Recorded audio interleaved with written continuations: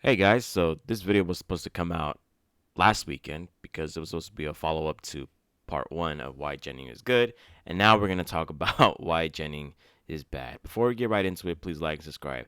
And just bear in mind, this is just my opinion. I personally am kind of an advocate of Jennings. I mean, if you guys look throughout my channel's videos and all that stuff, you can clearly see what side I'd be taking on. But I like to give a non biased, neutral perspective on Jennings because Jennings is just a very controversial topic. I feel like in 2024, Jennings isn't as controversial as it used to be, unless, of course, it's VGC, which we'll get to that in a little bit. But please like, subscribe. That's the best way to support for free. So here are three reasons why I think Jennings is bad, in quotes, of course. And the first reason is you're breaking terms of service. You're not allowed to use any third party software whatsoever. You cannot alter any data whatsoever in any of your Pokemon games, regardless of where you bought those Pokemon games. Because the chances are, if you do break terms of service, which we have seen people in the past, and people have gotten caught doing it, especially in Sword and Shield when there was a very huge ban wave that was going on. If I don't know if you guys remember, this happened like in 2020. I want to say 2020 or 2021 when people started using the God Egg um, glitch, when people were just doing some very chaotic things with their games. And essentially, Game Freak decided to just run off people their game with their banhammer. And essentially, every time you gen, especially when you're doing it incorrectly, like not putting your Switch offline or using an actual account that, you know, garners a lot of attention, there's a really good chance that you might get banned. I personally, when I've been genning for a very long time using all of these third party software methods, I have never, ever gotten banned. I've never gotten soft locked or whatever people call it nowadays. So obviously, there's levels to it. You have to have a clear understanding of what you're doing in order to prevent yourself from getting banned. And you don't just get banned from your game. Your actual Nintendo Switch will recognize your account information, and any Pokemon game that you try to pop in, it probably will already get banned. But just be careful with that because that's one of the biggest reasons why Jennings is bad. In my opinion, just getting caught is such a risk. But if you know how to do it and you know how to do it legally, carefully, all that stuff, then you should be fine. The next reason why Jennings is bad is because it plagues a certain aspect of the game, and it's the competitive format. Not just any competitive format, the official competitive format of Pokemon. We've seen Pokemon Worlds last year when it was a very huge issue, and that controversy just exploded because a number of high quality players ended up getting banned from Worlds because Pokemon are starting to realize, and Game Freak as well, that maybe Jennings is an issue. And let's put in a very good legality checker.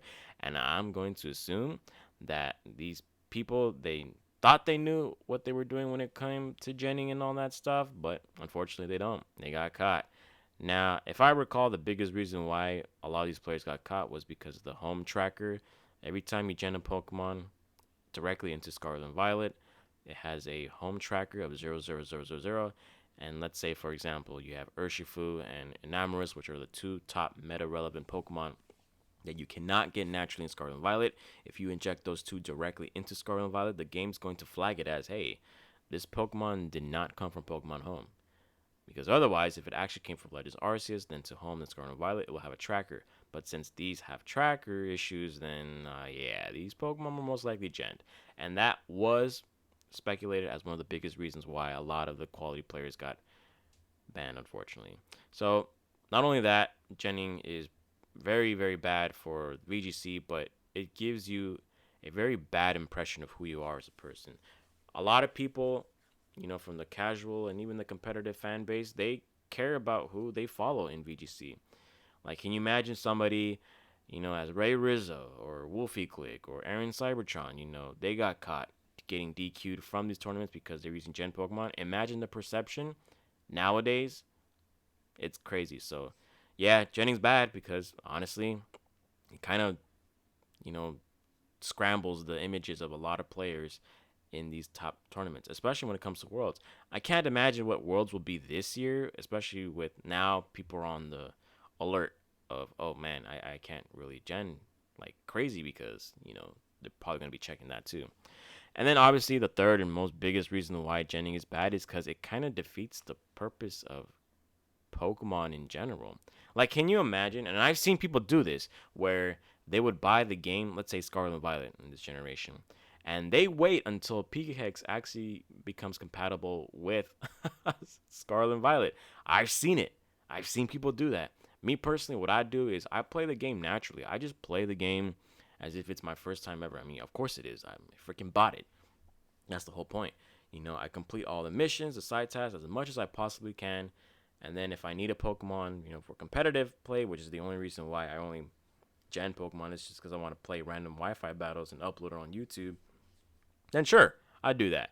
But in this instance, if you're just waiting around and you're kind of just not playing Pokemon the way it's supposed to be intended. You're supposed to play Pokemon with an adventurous feeling, exploring the region, catching new Pokemon, getting all these items, getting involved in terror raid battles naturally. Don't forget, I've seen those shiny raids. But regardless, I think genning is just horrible because it kind of takes away the sole purpose of playing Pokemon. It's the adventure aspect. Like, why gen right off the bat when the whole point of Pokemon is for you to play it?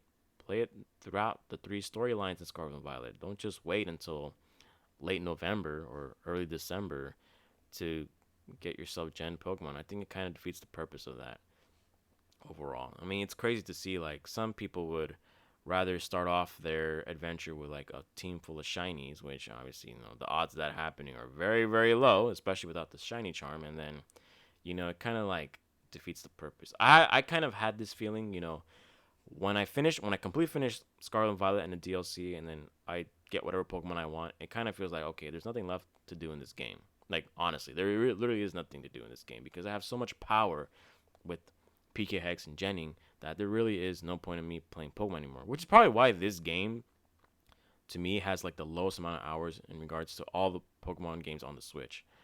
But that's just my opinion. This is probably the video of 3 reasons why Jenning is bad.